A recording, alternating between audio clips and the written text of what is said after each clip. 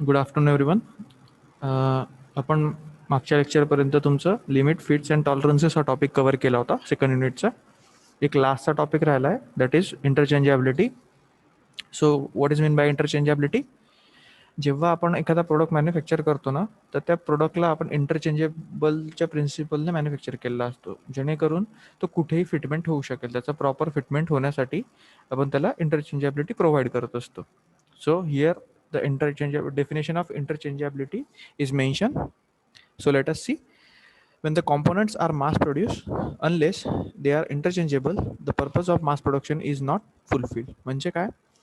जेव्हा mass production मध्ये आपण जे पण कॉम्पोनंट्स बनवतोय, like your nut bolts, your shaft, keys, couplings, everything जे पण आपण बनवतोय, ते जर कधी इंटरचेंजेबल नसेल. Interchangeable what? आता जसं तुम्ही एखादा स्पेअर पार्ट घ्यायला गेले, समजा एखाद्या बाईकचं तुमचं रिपेअरिंग करण्यासाठी जर तुम्ही जात असाल, तर जसं एखादा ऑइल फिल्टर गेला असेल, किंवा एअर फिल्टर खराब झाला असेल, किंवा ब्रेक्स खराब झाले असतील, किंवा अजून काही क्लच वगैरे वायर्स, जो पण ॲसेसरीज किंवा पार्ट तुम्ही घ्यायला जातात, तर तो जेव्हा ती ॲसेसरीज ओरिजिनल तुमची ब्रेक वायर किंवा ओरिजिनल तुमचा ब्रेकला तो रिप्लेस करतो दुसऱ्या ब्रेकने, त्यावेळेस तो त्या साईज अँड शेपमध्ये बरोबर त्या जागेवर फिटमेंट बसते, किंवा त्या पर्टिक्युलर सॉकेटमध्ये तो ऑब्जेक्ट फिट होतो.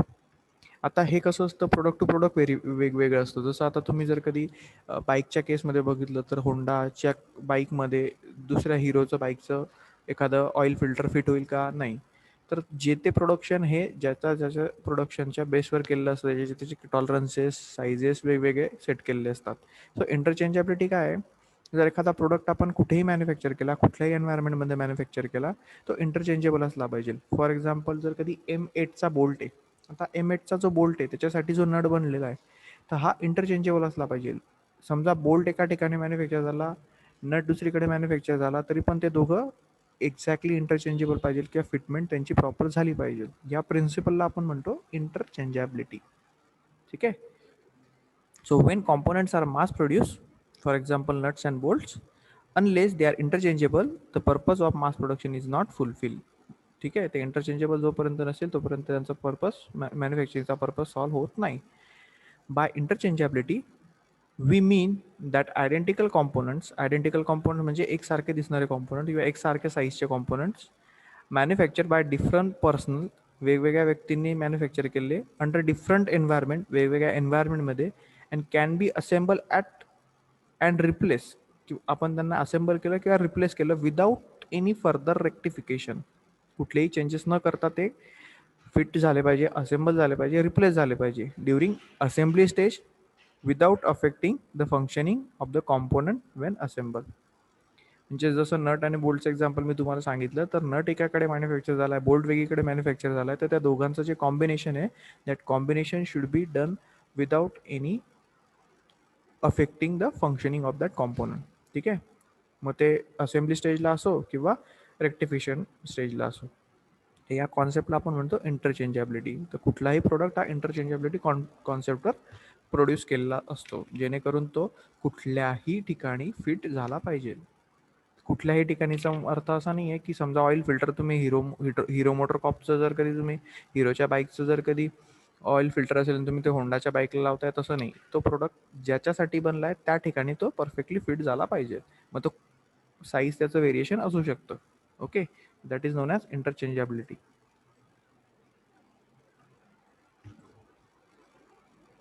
Okay, so let us see example of. तर इथे लिमिट गेजेस आहेत. इंटरचेंजेबिलिटीसाठी आपण काय करतो, असं लिमिट गेजेस प्रोव्हाइड केले असतात, गो gauges and no gauges.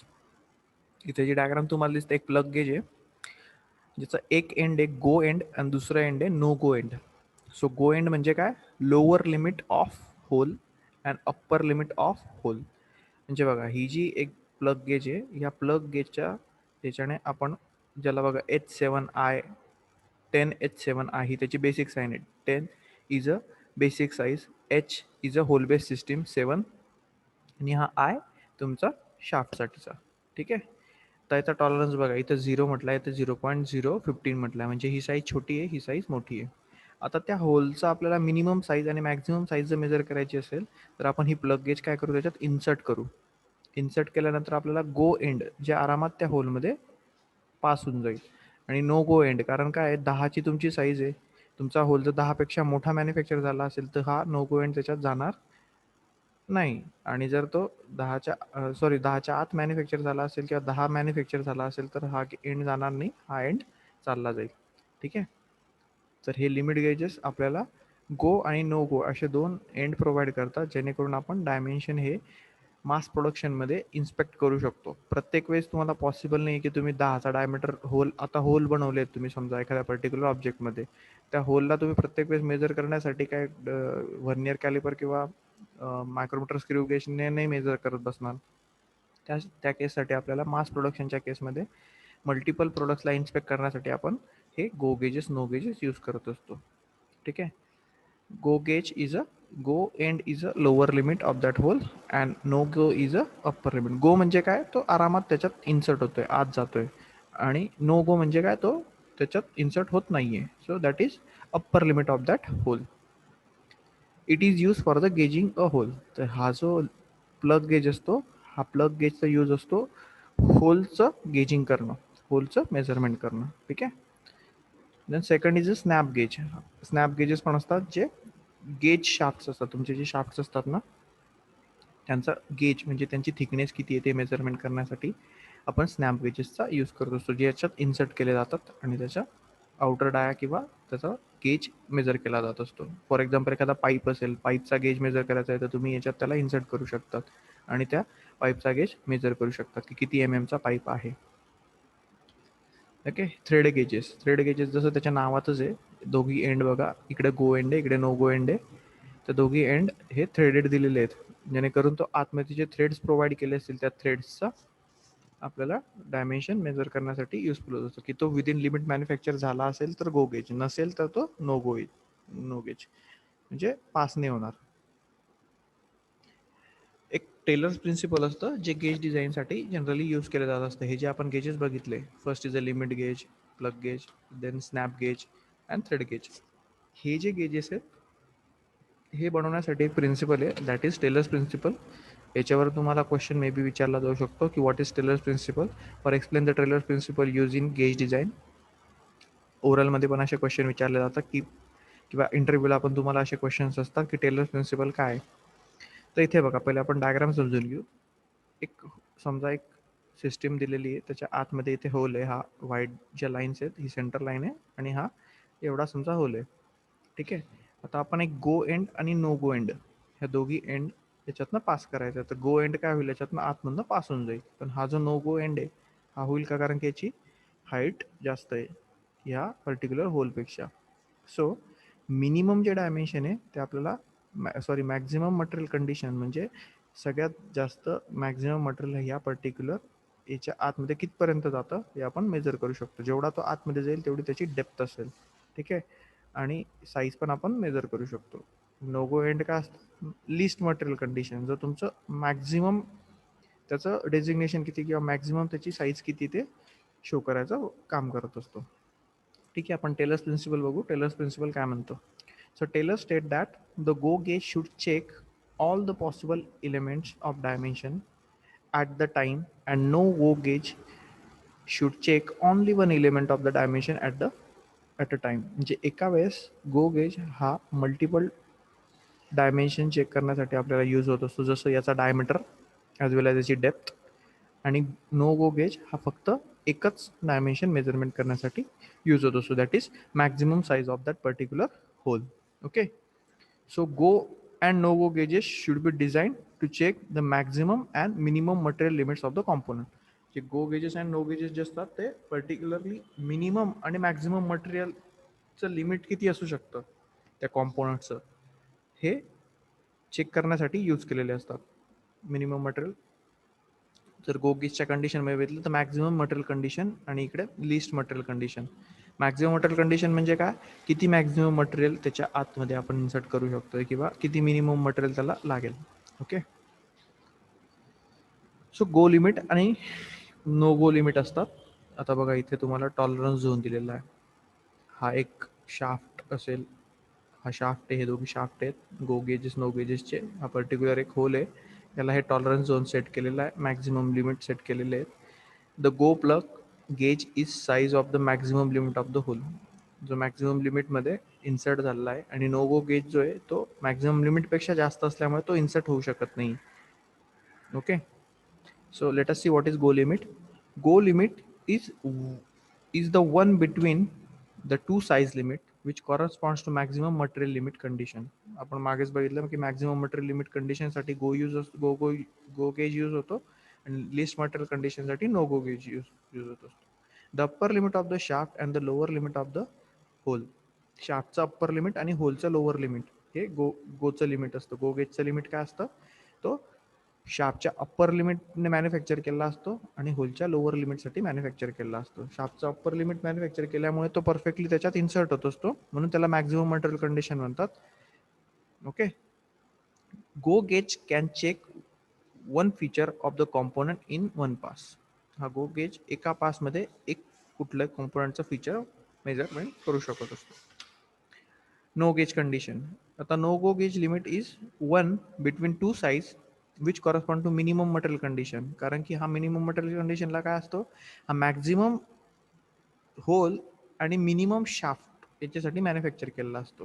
That's why शाफ्टचं material बघ इथे दिलेलं आहे, the lower limit of shaft and the upper limit of hole. Lower limit of shaft असल्यामुळे याला आपण काय म्हणतो, मिनिमम मटेरियल कंडिशन म्हणतो. ओके, अँड शाफ्टच्या अप्पर लिमिटला तो मॅन्युफॅक्चर केलेला असतो. हा टॉलरन्स झोन आहे, ते मॅक्झिमम लिमिट दिले, मिनिमम लिमिट दिले, आणि हा तुमचा नो गो गेज आहे. हा नो गो गेज म्हणजे काय, ही पर्टिक्युलर शाफ्ट याच्यातनं तो इन्सर्ट होणार नाही. So this is go gauges and no go gauges. आता हे डिझाईन ऑफ लिमिट गेजेस एक छोटा टॉपिक आहे, याच्यावर क्वेश्चनिंग तर येणार नाही, पण तुम्हाला अंडरस्टँडिंग गेज मेकर्स प्रिन्सिपल किंवा गेज मेकर अलाउन्सेस किंवा टॉलरन्स काय असतं त्याच्यासाठी दिलेला आहे. एवढा टॉपिक तुमचा उरला आहे की what is design of limit gauges. So in practice, gauge cannot be manufactured to exact size. Some variation in size can not be eliminated due to imperfection in process and different variables. तर आपण जेव्हा limit gauges manufacture करतो त्यावेळेस पण त्याला काही टॉलरन्सेस किंवा काही त्याला लिमिट्स सेट केलेले असतात. ते अलाउन्स जे सेट केले असतात त्या अलाउन्सला आपण काय म्हणतो, some allowance is then provided to gauge maker which is known as gauge maker allowance और गेज टॉलरन्स. तर जे टॉलरन्स किंवा जे अलाउन्स आपण प्रोव्हाइड करतो गेज मॅन्युफॅक्चरिंगसाठी त्यांना आपण गेज मेकर अलाउन्स और गेज मेकर्स टॉलरन्स म्हणतो. Limit gauges are usually provided with the gauge tolerance of 1/10 of the work allowance. जो वर्क अलाउन्स असतो त्याच्या 1/10 गेज टॉलरन्स आपण सेट केलेला असतो for measuring for the preparation of that gauge. कारण gauge काय करताय, तुमच्या प्रोडक्टचे एक्झॅक्ट साईज अँड शेप फक्त इन्स्पेक्ट करता की तो विदिन लिमिट मॅन्युफॅक्चर झाला आहे की नाही, जो प्रोडक्ट आहे तो ॲक्सेप्टेड आहे की रिजेक्टेड आहे. याच्यासाठी आपण जसं प्रोडक्टला अलाउन्सेस अँड टॉलरन्स देतो तसंच गेजेसला पण अलाउन्सेस अँड टॉलरन्सेस प्रोव्हाइड केलेले आहे. So that tolerance and gauges should be 1/10 of the work allowance. Another allowance is provided to go side of the gauge only to compensate wear during the checking. It is known as wear allowance. आता हा काय असतो, where allowance आपण एक provide करत असतो गेजेसला.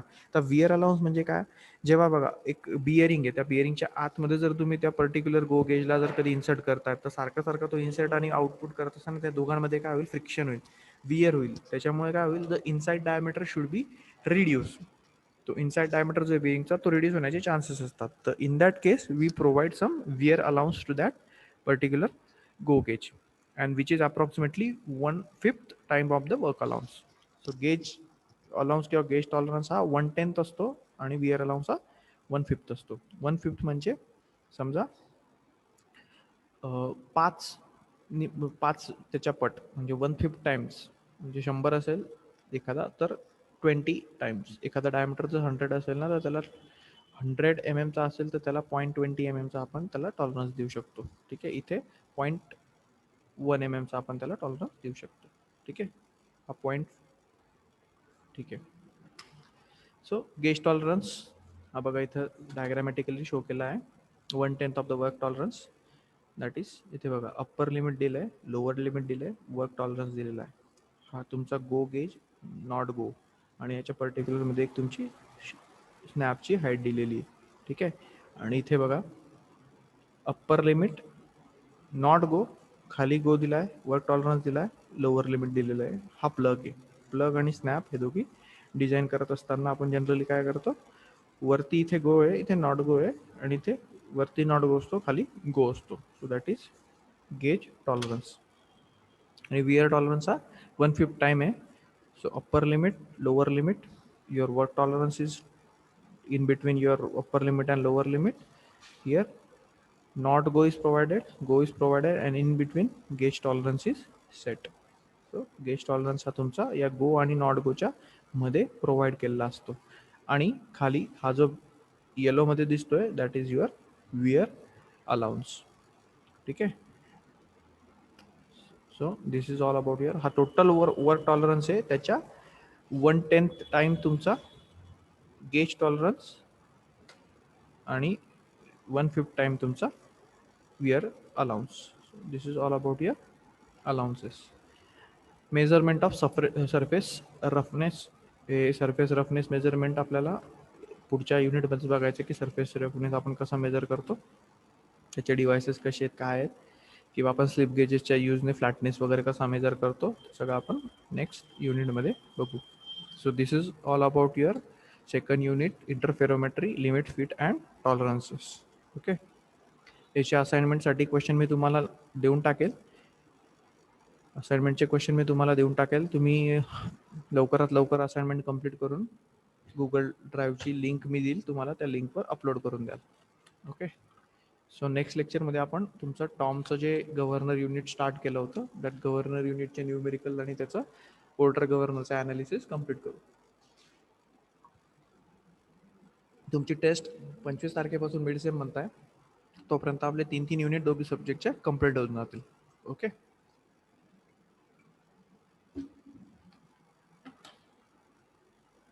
So I will stop the lecture.